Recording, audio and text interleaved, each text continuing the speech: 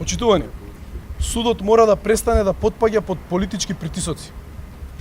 Тој треба да работи според словото на законот и во никој случај да не подклекнува под оркестрираниот напад на СДС, Зоран Заев и медиумската камарила околу него. Ниту под притисокот на партиската испостава СЈО. Да работеше според правото и правните аргументи, немаше да донесе одлука со која ги одзеде патните исправи на дури 60 функционери на ВМРО ДПМН, иако за тоа немаше ниту правно, ниту логично оправдување. Судот пред само една година донесе одлука да му го врати пасошот на Зоран Заев, кој беше фатен жив како изнудува подкуп од 200.000 евра. Патем овој човек, без срам и перде, го навредуваше судот. Не ги признаваше неговите одлуки, не одеше на рочишта и ги лажеше судиите за наводни средби со амбасадори, а всушност се гледаше со кафекувари, возачи и портири од амбасадите. Заев жив фатен во криминал не му го одзедоа пасошот, а им ги одзедоа пасошите на 60 на лица од ВМРО ДПМН, кои уредно и совесно секогаш го почитувале судот.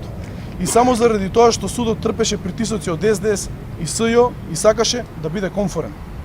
Така правда не се реализира.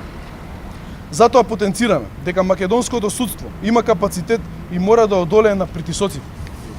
Да си го обели образот со донесување на одлуки исклучително врз основа на позитивните законски норми. Законот ги штити судиите од притисок. Судиите мора да бидат храбри и да не потпаѓаат под силата на заканата на неспособната влада на СДС, која нема да трае долго. Потенцираме, нема да трае долго. А секој кој врши притисок ќе одговара. Сите закани и притисоци кои СДС и Заев ги прават ќе поминат.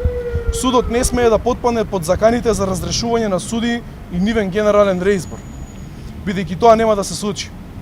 Судот тоа треба да го знае и да го задржи дигнитетот и угледот, бидејќи во спротивно ќе остане голема дамка од партиципирањето во една политички инспирирана хајка. Повторуваме, власта не е дадена една за секогаш и секоја незаконска одлука ќе биде ревидирана. А за прекршителите на законот ќе следи одговорност по промената на власта и враќањето на правната држава и владењето на правото во органите на власт. Благодарам.